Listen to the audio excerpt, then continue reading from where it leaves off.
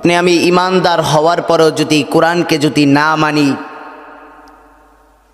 একজন বেঈমান হওয়ার পর সে যেমনি জাহান্নামের মধ্যে যাইবে, আপনি আমি ইমানদার হয়ে সৃষ্টি হওয়ার পরও কোরআন না মানার কারণে আপনি ওই বেঈমানের মতো জাহান্নামে যাইবেন। নাউজুবিল্লাহ। কারণ কি? পার্থক্য কি? পার্থক্য একটাই, আপনি কোরআনকে মানেন নাই। কি করেন নাই? কোরআনকে মানেন নাই। আপনি যদিও মুসলমানের ঘরে সৃষ্টি হয়েছেন, আমিও সৃষ্টি হয়েছি মুসলমানের ঘরে, কিন্তু কারণ একটাই পার্থক্য, আপনি মুসলমানের ঘরে সৃষ্টি হওয়ার পর আপনি কোরআনকে না মানতে পারার কারণে এজন্য আল্লাহ বলে আপনি জাহান্নামের মধ্যে যাইবে, তোমারও জাহান্নামের মধ্যে যাইতে হবে এই কোরআনকে না মানার কারণে। আমি আপনাদের সামনে কোরআনের যে আয়াত তেলাওয়াত করছি, এখানে আল্লাহ পাক বলতেছেন,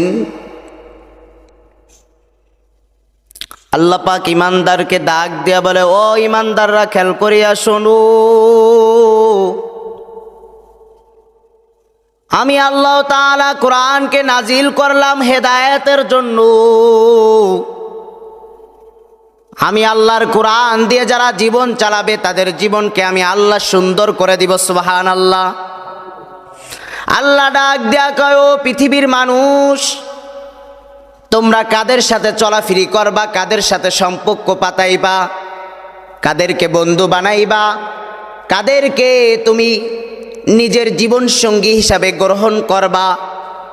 আল্লাহ ডাক দিয়ে বলে, ওয়াসবির নাফসাকা মাআল্লাযীনা ইয়াদউনা রাব্বাহুম বিল গাদাতি ওয়াল আশিয়্যি ইউরিদুনা ওয়াজহাহু ওয়া লা তা'দু আইনাকা আনহুম তুরিদু যিনাতাল হায়াতিদ দুনিয়া